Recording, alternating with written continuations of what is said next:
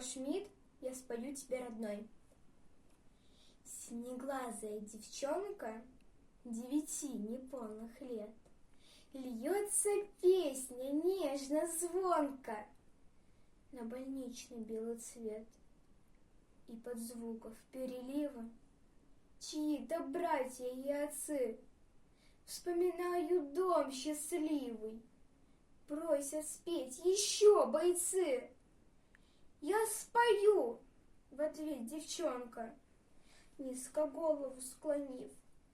Вот пришла нам похоронка, но я верю, папа жив.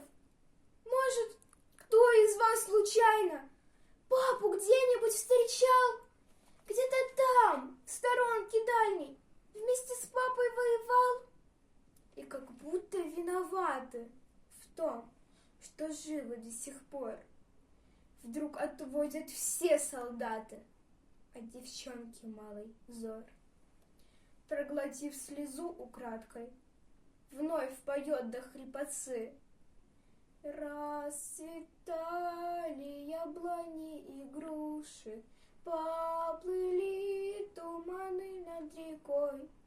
Выходила на берег Катюша, на высокий берег, на крутой. И по-взрослому солдаткой кличут девочку бойцы. Бесконечно петь готова песня раненым она, но при этом спросит снова, а в ответ лишь тишина. Но однажды, как награда, весь изранен, но живой, папа милый, вот он рядом. Я спою тебе, родной. Расцветали яблони и груши, поплыли туманы над рекой. Выходила на берег Катюша, на высокий берег, на крутой. Выходила на берег Катюша, на высокий берег, на крутой. Все!